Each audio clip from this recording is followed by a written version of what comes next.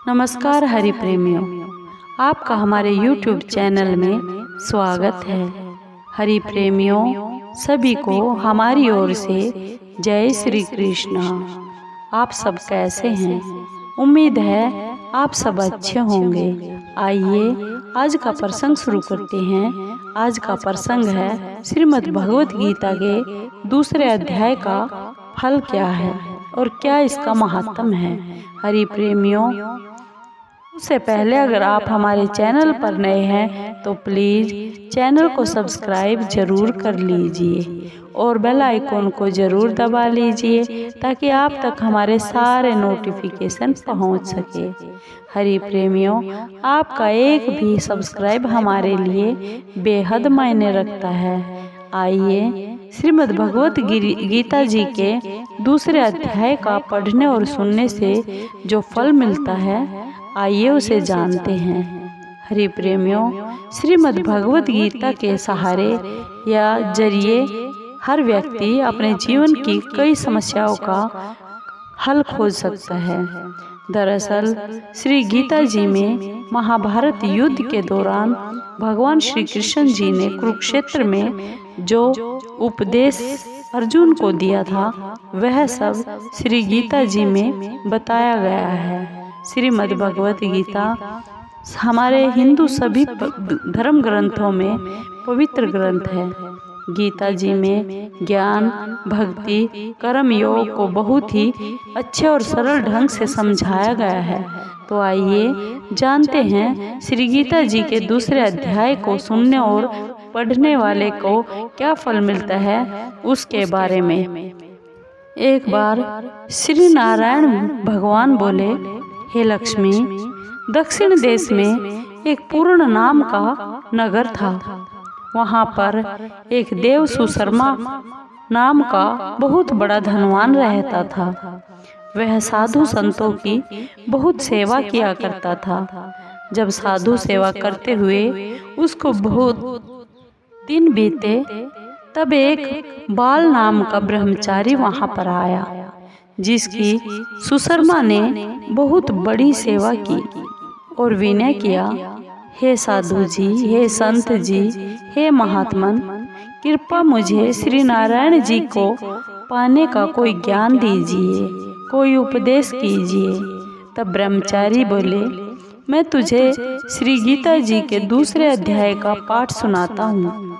देव सुशर्मा ने कहा कि गीता जी के दूसरे अध्याय को सुनने से क्या पहले भी कोई मुक्त हुआ है?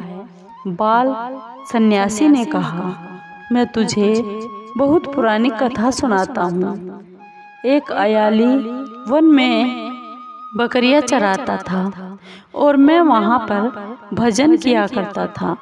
एक दिन की बात है, रात के समय अयाली बकरी लेकर घर को चला।